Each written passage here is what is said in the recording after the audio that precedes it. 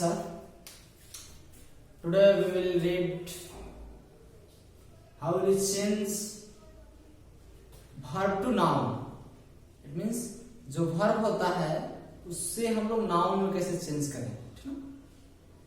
आपको जब नाउन पढ़ोगे तो आपको मतलब 5 टाइप्स का होता है, आपको जानते हो. Proper noun, common noun, material noun, abstract noun, और एक होता है कलेक्टिव नाउन. जो एब्स्ट्रैक्ट नाउन होता है वह खुद का नाउन नहीं होता है, वह किसी दूसरे नाउन मतलब दूसरे पार्ट्स ऑफ स्पीच से बना होता है. वह दूसरे पार्ट्स ऑफ स्पीच मींस इसके आप लोग जानते हो कि जो आप लोग वर्ड क्या होता है, ग्रुप ऑफ लेटर्स होता है जिसका कोई मीनिंगफुल होने चाहिए. Words a combination of letters which gives a meaningful sense. जैसे हम लोग वर्ड बोलते हैं तो वर्ड से क्या बनता है हमको, मतलब वर्ड में हमको पार्ट्स ऑफ स्पीच आता है. वर्ड को हम लोग 8 पार्टों में बांटते हैं ना. आप लोग जानते हो noun, pronoun, adjective, verb, adverb, preposition, conjunction, interjections, इसे सब लोग बांटते हैं. तो उसी से क्या होता है कि जो एब्स्ट्रैक्ट नाउन होता है वह किसी दूसरे पार्ट्स ऑफ स्पीच से मिलकर बना होता है ना. तो हम लोग इसी के बारे में आज जानेंगे ना कि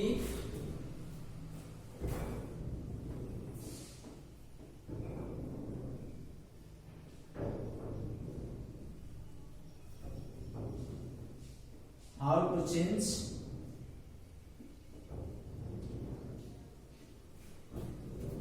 verb to noun.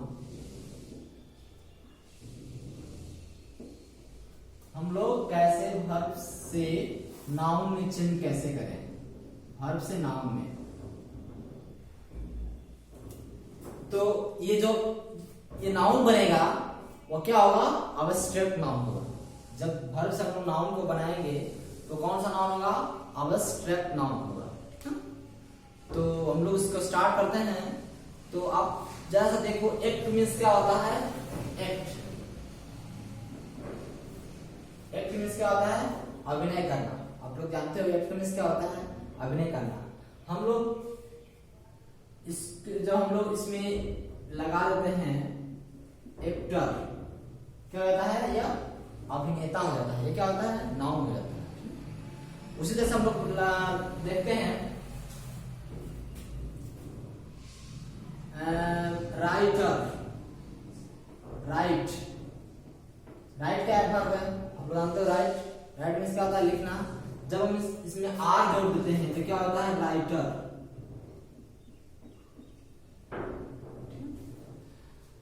यानी कि पहले वाले हम लोग ओ आर जोड़े, दूसरे वाले में आर जोड़ दिए, ठीक ना. और उसी तरह से होता है आपको ज्वाइन या फिर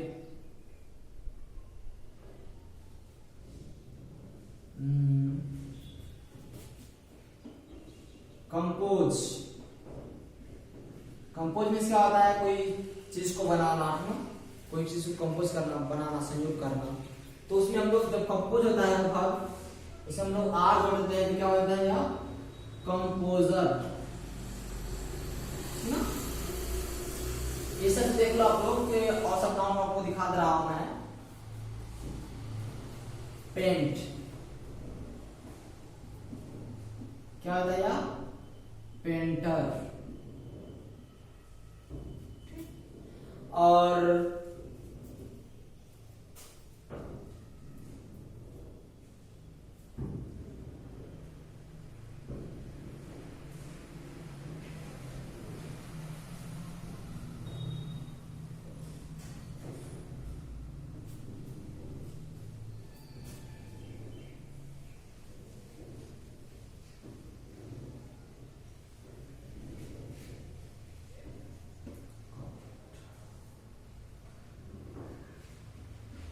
यहां से क्या होता है, कमांडर.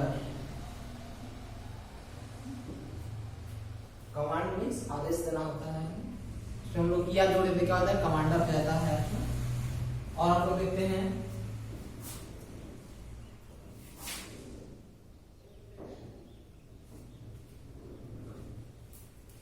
पोस्ट. पोस्ट मीन्स पद चिन्ह होता है. या पोस्ट कुछ होगा, दूसरा लिख सकते हो। आप लोग लिख लो कुछ भी, जैसे कि आप लोग बता रहा हूँ मैं। आई होप मेरे पास मैं बता रहा हूँ आप लोगों को।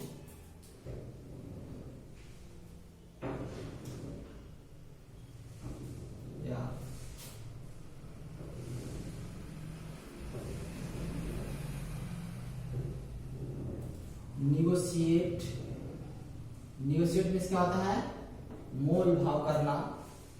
इसमें हम लोग ई को हटा करके आई ओ एन लगाए तो क्या होता है? निगोशिएशन।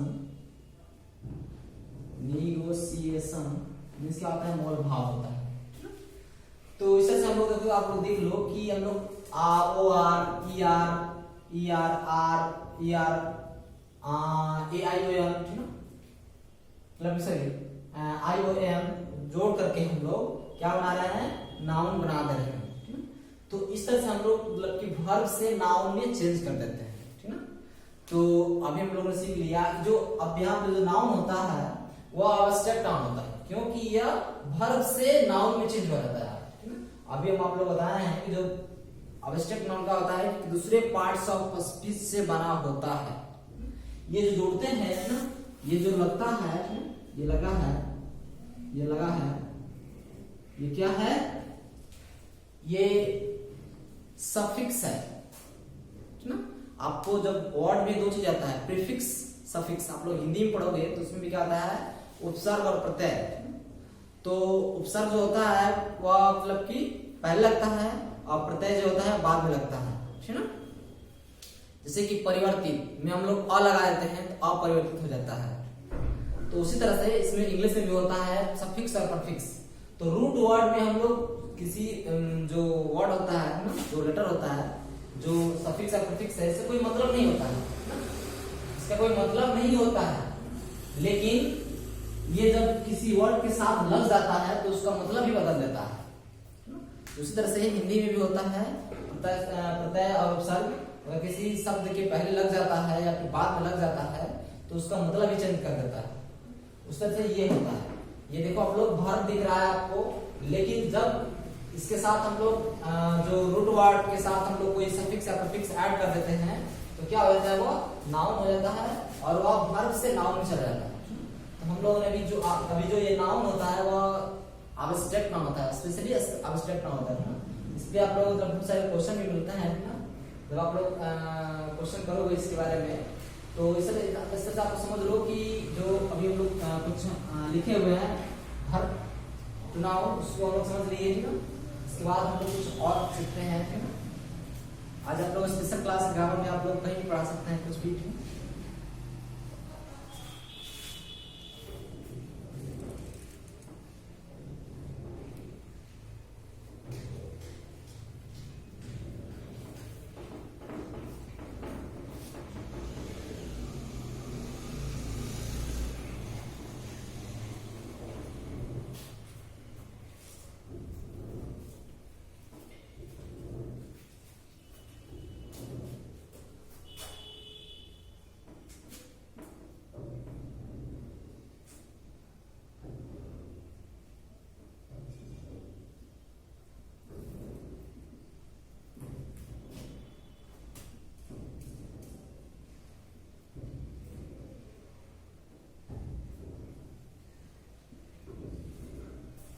देखो आप लोग इस टॉपिक में हम पढ़ेंगे कि जो कुछ ग्रामर के कॉमन टॉपिक होते हैं, सॉरी कॉमन पॉइंट होते हैं जिसे आपको अक्सर याद रखना पड़ता है। ऐसे आप लोग जब चैप्टर वाइज पढ़ोगे, टॉपिक वाइज पढ़ोगे तो उसमें आपको मिलेगा, लेकिन हम लोग उस चीज को अभी हम लोग पढ़ रहे हैं, ना, ताकि उस जब भी हम लोग आगे पढ़ेंगे तो हमको उसको रिपीट नहीं करना पड़ेगा, हमको हमेशा वो याद रहेगा, ठीक ना।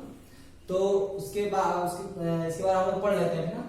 आप लोग देख लेना, पहला पॉइंट होता है, पॉइंट पे लिख लो कि आफ्टर प्रीपोजिशन,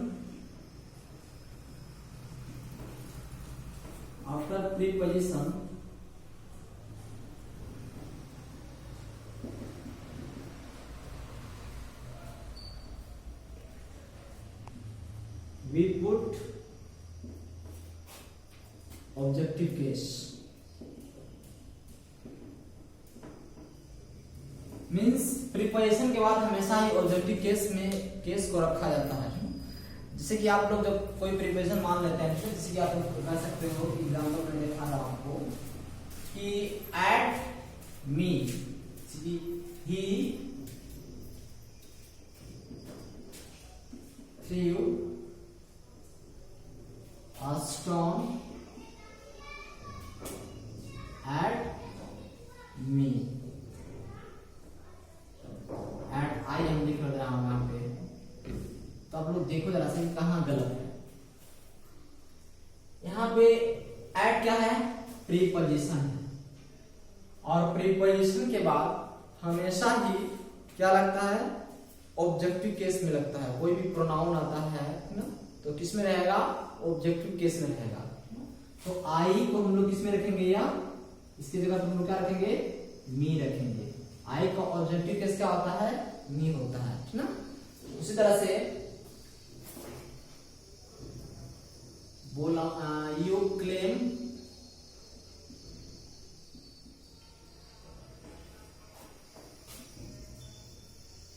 ऑन वी, यहां भी देख सकते हो, ये ऑन क्या है, प्रीपोजिशन है, और प्रीपोजिशन के बाद ये क्या रखा गया है, वी, और वी क्या होता है, प्रोनाउन का सब्जेक्टिव केस होता है। तो हम लोग इसे क्या रखेंगे, तो इसे हम लोग ऑब्जेक्टिव केस में रखेंगे। ऐसे क्या हो जाएगा, अस। तो आप लोग देख लो कि प्रीपोजिशन के बाद हम लोग जब भी रखेंगे तो वह प्रोनाउन अगर यदि आता है तो उसको हम लोग ऑब्जेक्टिव केस में रखेंगे, ठीक ना। चलिए आप लोग एक दूसरा पॉइंट, पहला पॉइंट हो गया, दूसरा पॉइंट लिख लो कि आफ्टर प्रीपोजिशंस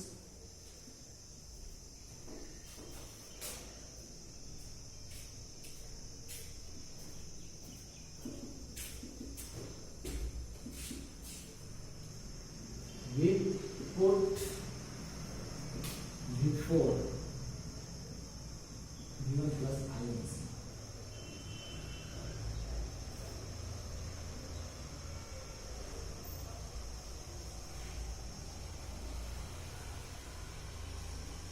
sentence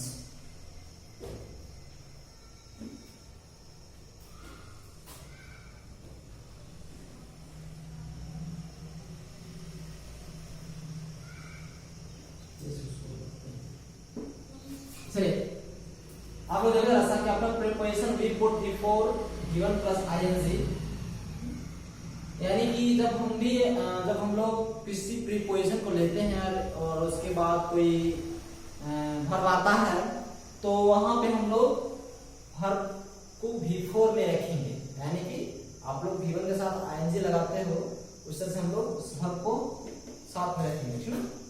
जैसे कि example,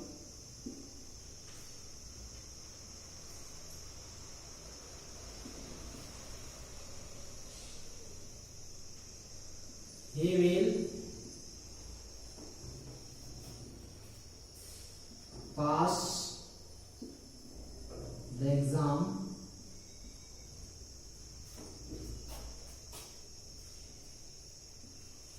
after preparing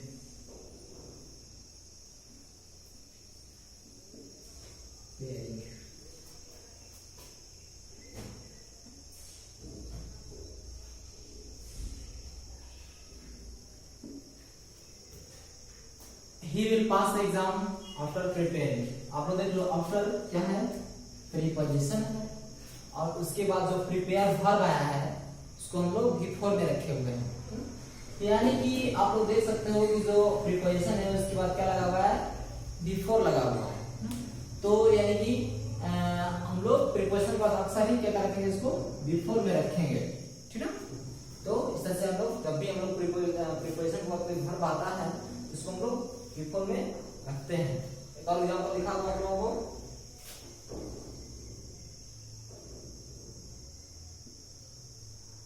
we will win the match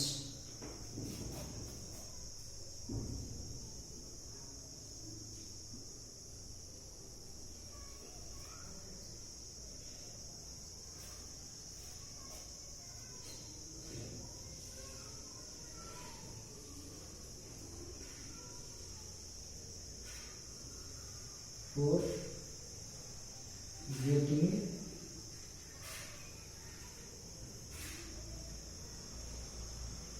a trophy या मेडल।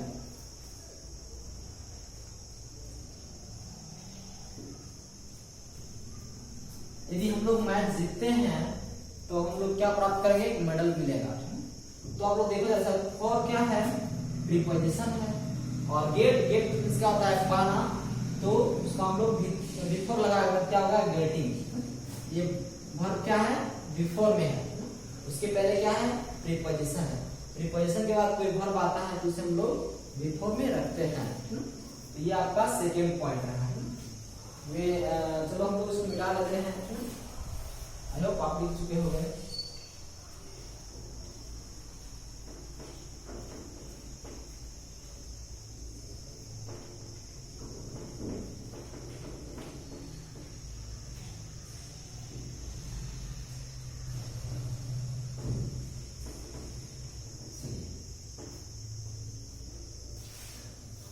थर्ड पॉइंट डालो आप लोग जानते हो कि जब दो नाउन को एंड के द्वारा ऐड किया जाए तो क्या हो जाता है, वो प्लूरल हो जाता है। तो यदि हम लोग एक पॉइंट होता है इसमें होगा, तो एक पॉइंट होता है इसमें कि यदि आप इसमें क्या होता है कि आप जब दो नाउन को एंड के द्वारा ऐड करते हो तो क्या होता है, वो प्लूरल हो जाता है। लेकिन जब आप दो नाउन को लगातार नाउन को, कंटिन्यूअस नाउन को, जैसे कि आप दाल रोटी कहते हो, सब्जी चावल कहते हो, दही चीनी कहते हो, तो जब इस तरह के नाउन को आप ऐड करते हो एंड के द्वारा तो ये प्लूरल नहीं होते हैं, इनके ये सिंगुलर रहते हैं और अपने साथ मतलब सिंगुलर सेंस रखते हैं और अपने साथ ये क्या लेकर आते हैं, सिंगुलर वर्ब लेकर आते हैं। इस पॉइंट को हम लोग लिख लेते हैं। ठीक है, if two nouns are added with and then it become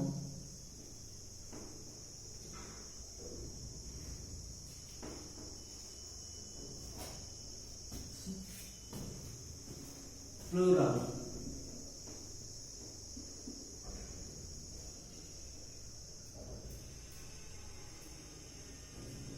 And it takes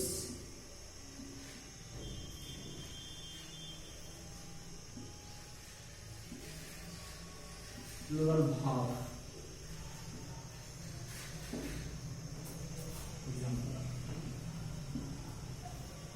मैंने क्या लिखा कि दो नाउन को आप एंड के द्वारा ऐड करते हो तो वह क्या हो जाता है कि वो प्लूरल बन जाता है और अपने साथ प्लूरल वर्ब लेता है। ठीक ना, तो देखो आप लोग देखो, इसमें बोलूं राम एंड श्याम,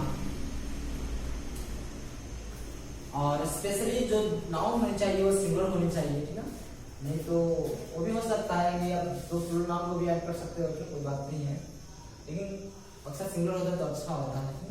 चलो, Ram and Shyam are swimming in the river।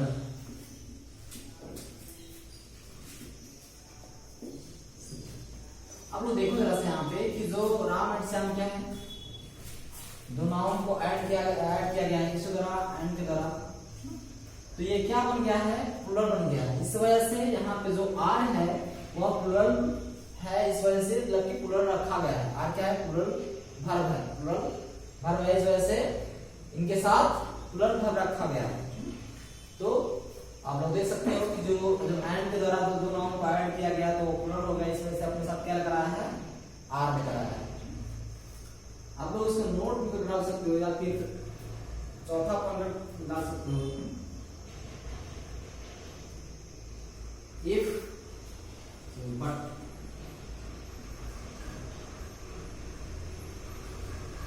Two nouns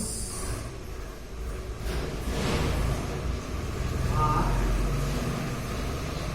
added with an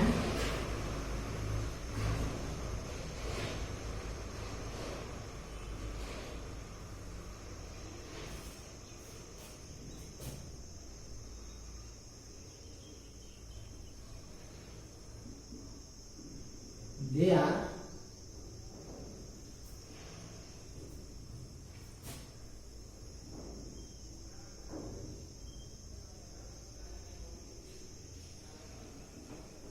simultaneous noun.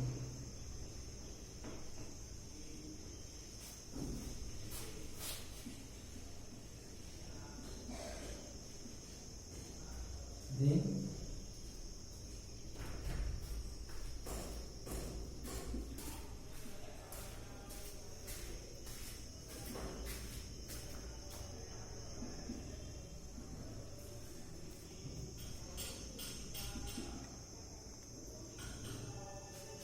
singular verb.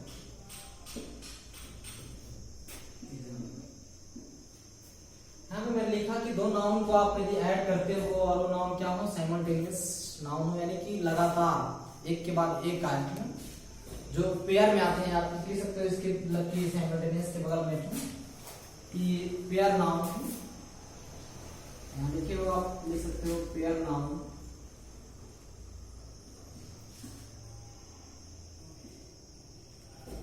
तो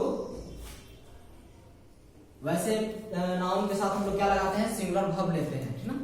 तो इसको जैसे आप लोग मैं अभी एग्जांपल के साथ समझाता हूं। जैसे कि आप लोग लिखते हो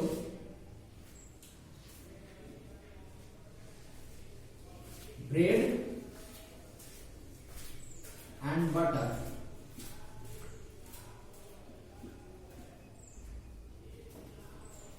इज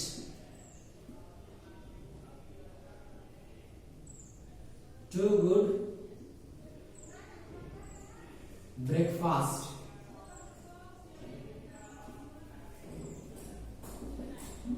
अब लोग देखो bread and butter is too good breakfast, यानी कि रोटी और घी बहुत अच्छा नाश्ता है।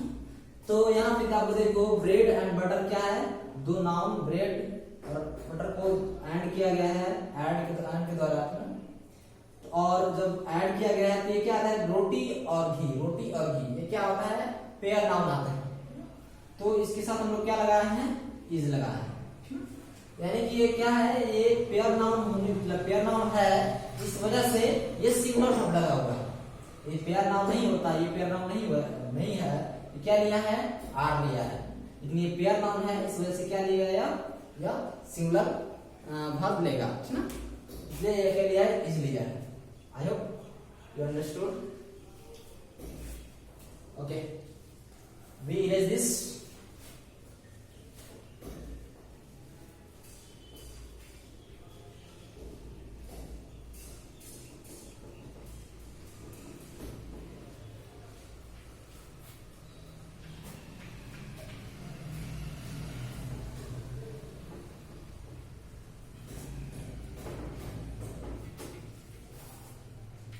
बहुत ही कंफ्यूजन होता है आप लोगों को एक चीज में, उसको मैं डिस्कस कर दे रहा हूं।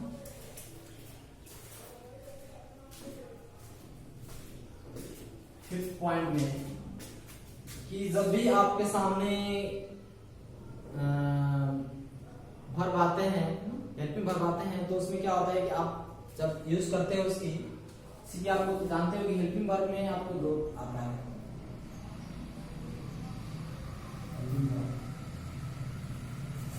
इसमें क्या होता है कि आपको दो मिलता है, एक तो मिलता है मॉडल वर्ब, दूसरा होता है प्राइमरी वर्ब या एक्सिक्यूटिव वर्ब।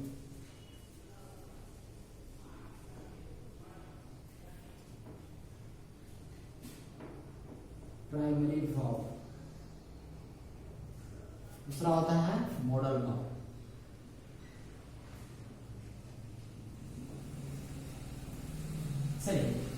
प्राइमरी फॉर्म में आप जानते हो क्या होता है आपको, to do verb, to be verb, to have.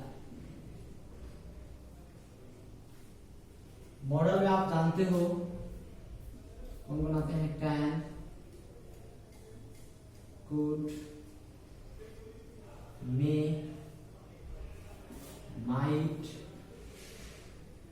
Must, shall, should, will, would,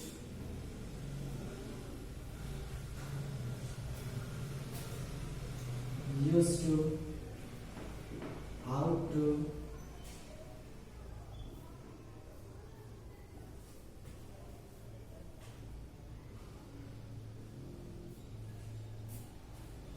need, dare। To do हमें कौन बनाता है जी, आई होप आप जानते होंगे, do, does, did. To be verb में is, am, are, was, were। To have verb में has, have, had। इसके बारे में हम लोग समझते हैं, जरा सा कंफ्यूजन होता है आपको यूज करने में। मैं पैसिव वॉइस नहीं बता रहा हूँ आपको, मैं ये बता रहा हूँ कि इसमें आप लोग जब भी सब्जेक्ट के साथ आता है कोई वर्ब आता है कि आपको मेन वर्ब आता है, तो उसको आप इसको यूज करने में आपको थोड़ी बहुत परेशानी होती है। हम इसको पहले समझ लेते हैं ना, इसके साथ जब भी आएगा इन तीनों के साथ तो V1 आएगा, कभी भी आएगा V1 आएगा। इसके बारे में समझते हैं। मॉडल वर्ब, मॉडल वर्ब में कोई भी वर्ब ले लो उसके साथ V1 आएगा, कोई वर्ब उठाओ, can, could, may, might, must, should, will, would, used to, ought to, need, dare, कोई वर्ब ले लो उसके साथ V1 आएगा, कोई डाउट नहीं है। अब इसमें क्या होता है कि इसके साथ कभी V4 आएगा और V3 भी आएगा। V3 किस लिए आता है, जब V3 आता है तो क्या होता है, वो पैसिव में आ जाता है ना। अब V4 आप सिंपल सेंटेंस होता है, एक्टिव सेंटेंस होता है ना। तो एक्टिव सेंटेंस के लिए हम लोग V4 यूज करते हैं, पैसिव के लिए हम लोग V3 यूज करते हैं। यानी कि टू बी वर्ब के साथ हमेशा मतलब कि अक्सर कभी V4 मिलेगा आपको और कभी V3 मिलेगा। हैव, हैज, हैड, इन तीनों के साथ हमेशा V3 मिलेगा। ठीक है, आपको समझ में आ गया होगा कि ये सिंपल में बताया है। यहाँ पे मैंने पैसिव थोड़ा सा बता दिया है, आप समझते हैं। जब पैसिव हो जाता है तब जब मॉडल वर्ब के साथ बी लग जाता है, किसी भी के साथ बी लग गया, बी लग गया तो अपने साथ V3 लेकर आएगा। मॉडल वर्ब के साथ किसी के साथ भी कैन बी क्या हो जाएगा, वह अपने साथ V3 लेगा। समझना, क्योंकि जब बी लगता है तो क्या होता है, पैसिव हो जाता है। जब बी लगता है तो क्या होता है, वह पैसिव हो जाता है। पैसिव में आप लोग जानते हो कि V3 ही लेता है, पैसिव सेंटेंस अपने साथ V3 लेता है। जब भी इसके साथ बी रहेगा तो V3 लेगा। किसी भी मॉडल वर्ब आप यूज कर लो तो जब भी बी आ गया तो अपने साथ V3 लेगा। इसके साथ कभी V3 नहीं लगता है, एक्टिव हो या पैसिव हो अपने साथ ये मतलब कि पैसिव में तो डू, डज, डिड का प्रयोग होता नहीं है, एक्टिव में होता है। तो जब भी हम लोग इसका यूज करेंगे तो ये पैसिव में यूज नहीं होता है, ये पैसिव में यूज यही होते हैं और ये होता है। तो अभी मैं इसको बता चुका हूं कि जब पैसिव में जब पैसिव वाला सेंटेंस रहेगा तो ये V3 किसके लिए आया है, जब इस सेंटेंस से हम लोग इस सेंटेंस में आते हैं, यानी कि जब डू डज डिड वाला सेंटेंस हो और उसको हम लोग पैसिव में चेंज करना होता है तो हम लोग टू बी वर्ब का यूज करके भी लगा करके हम लोग आगे निकल जाता है, मतलब बना लेते हैं उसको। लेकिन जब यही सेंटेंस हो, द टू बी वाला ये सेंटेंस हो और उसको हम लोग पैसिव बनाना हो तो उसको हम लोग क्या लगाते हैं कि बीइंग जोड़ देते हैं और उसके साथ भी लगाते हैं। ये होता है यहाँ भी देखो, यहाँ भी लगा हुआ, यहाँ भी लगा, लेकिन इसके साथ क्या लग जाएगा, जब बीइंग लग जाएगा तब जाकर भी लगाएंगे। I hope you can understand this point, okay? आपको नेक्स्ट देखो टू हैव, इसमें हम लोग जब बीन आ जाता है, आप जब बीन आ जाता है तो क्या लगता है, बीथी लगता है पैसिव। लेकिन जब आप परफेक्ट कंटिन्यूअस पढ़ते हो, टेंस में परफेक्ट कंटिन्यूअस टेंस आता है तो उसमें भी बीन आता है तो क्या लगाते हो, बिफोर लगाते हो।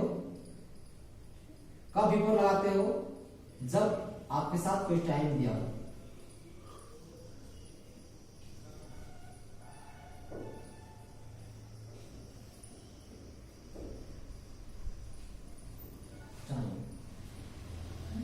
टाइम दिया होता है तो क्या लगाते हो आप, बीन के साथ बिफोर लगाते हैं। फॉर इंस्टेंस भी लगता है यहाँ पे, कोई बात नहीं, मैं लिख दे रहा हूँ, इसको डाउट होता है, यहाँ से लिख दे रहा हूँ। और सिंस भी लगता है, टाइम लगता है, यानी कि इसके साथ भी बिफोर का प्रयोग हुआ है बीन होने के बावजूद। जब बीन आया है तो इसके साथ भी क्या हुआ, बिफोर लगा हुआ है, लेकिन जब बीन आया है तब पर भी बीथी लगा हुआ है, तब पैसिव के लिए। तो यहाँ पे हम लोगों ने समझ लिया कि जब हेल्पिंग वर्ब आता है तो उसके साथ जो मेन वर्ब आता है तो उसको हम लोग यूज कैसे करें, कब V1 लगाना है, मतलब V2 इस डिड में आ जाता है V2 ना, और V3 कब लगाना है, V4 कब लगाना है, इसके बारे में आप लोग समझ लिया। इसमें आप लोग मतलब कि थोड़ा बहुत पैसे जो जानते होंगे उनके लिए बहुत फायदेमंद होगा, लेकिन जो नहीं जानते हैं उनके लिए बहुत अच्छा है, क्योंकि जब भी आपको मिलेगा सेंटेंस में तो आपको देखना होगा किस तरह का सेंटेंस है।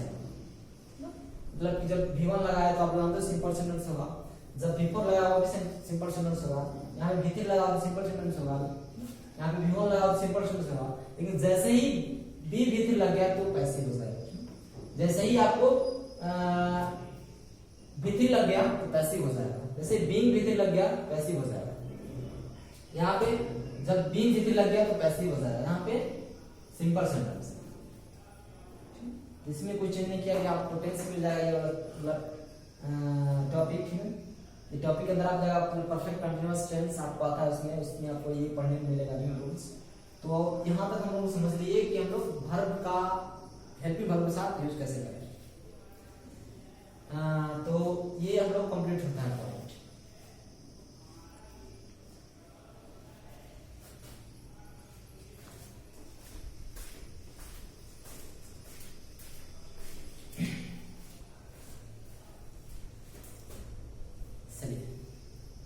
अभी तक हम लोग समझ लिए कि जो हेल्पिंग वर्ब का यूज के साथ साथ मेन वर्ब का यूज भी कैसे करें, उसके बारे में हम लोग समझ लिए।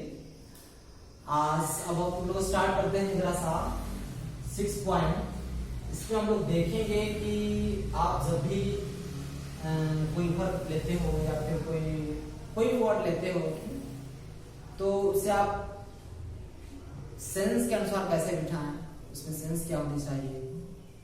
तो मतलब सेंस क्या होता है कि आप जब भी कोई सेंटेंस बनाते हो तो सेंटेंस का कोई अर्थ नहीं करना चाहिए, बेमतलब का सेंटेंस नहीं होना चाहिए। यदि कोई सेंटेंस का मतलब ही नहीं है तो सेंटेंस क्या हुआ है, मरा हुआ है।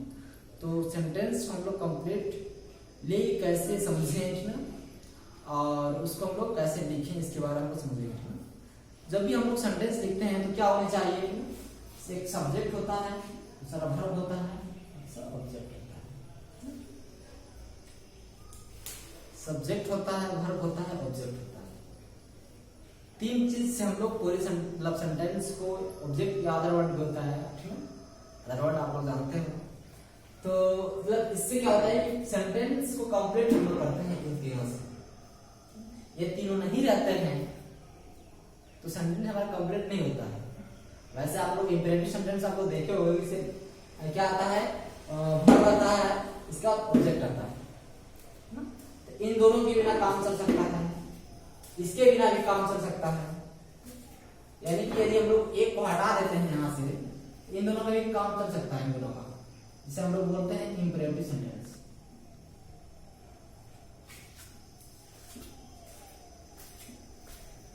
इसे क्या बोलते हैं ना, get up, hurry up, come on,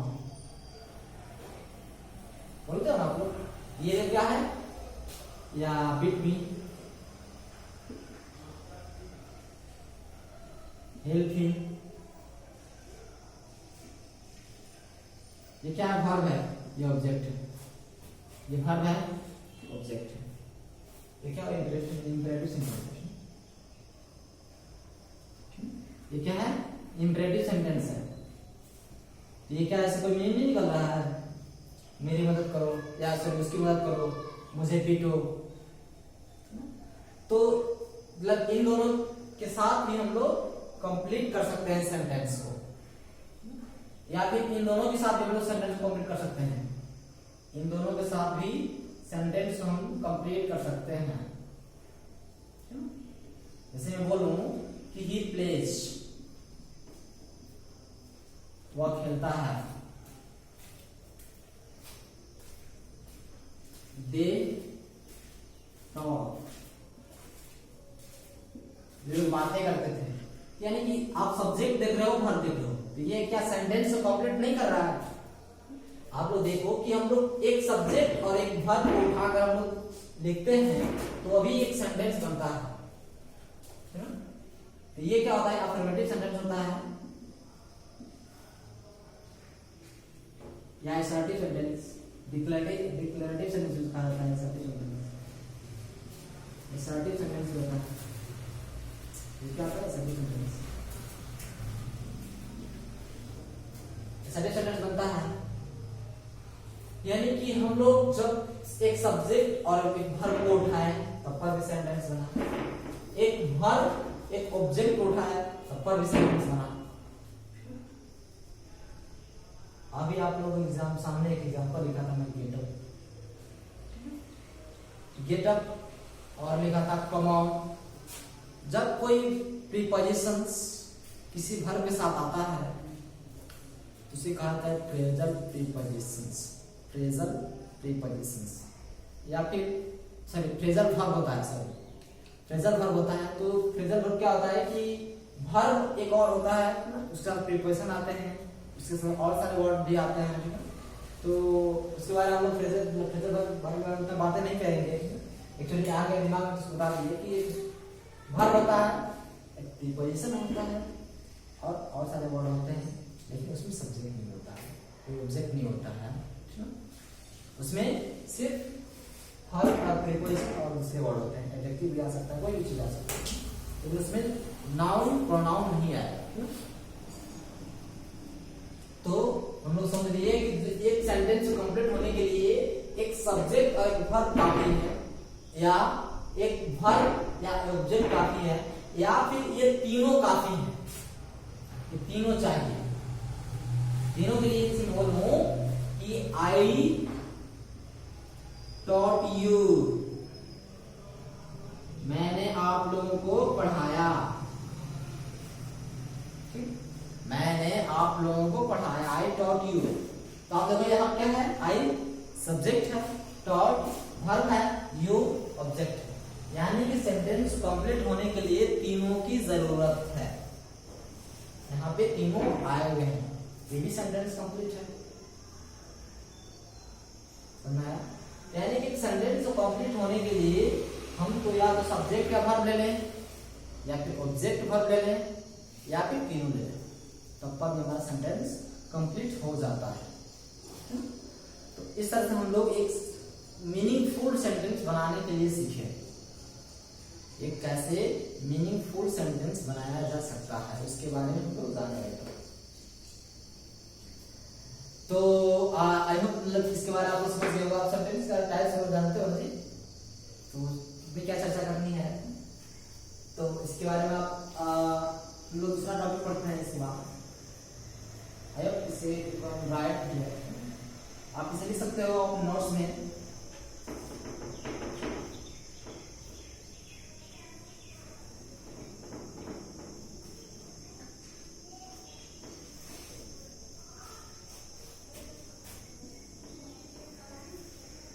point 7 डालिए आप लोग।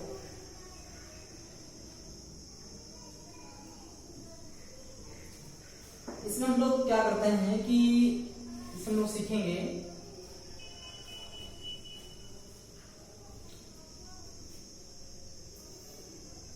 हाँ समझते हैं जरा सा।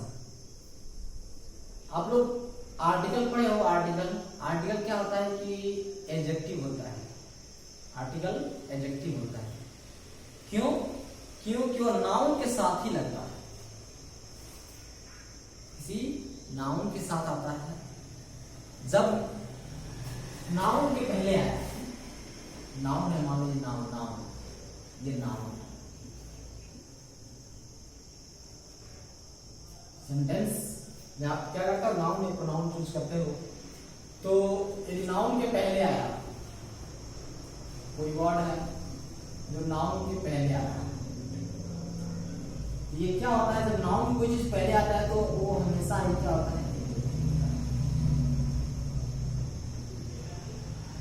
ठीक है। जब कोई नाउन के पहले आता है तो वो हमेशा क्या होता है, एडजेक्टिव होता है। तो आप लोग देखते हो कि ए एंड द क्या होता है, ए एंड द क्या आता है, किसी नाउन के पहले ही आता है।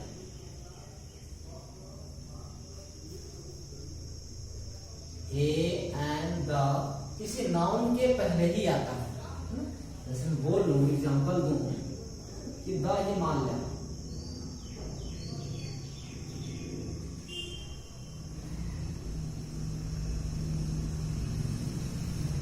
आप जो द हिमालय क्या है, आप नाउन जानते हो, प्रॉपर नाउन है।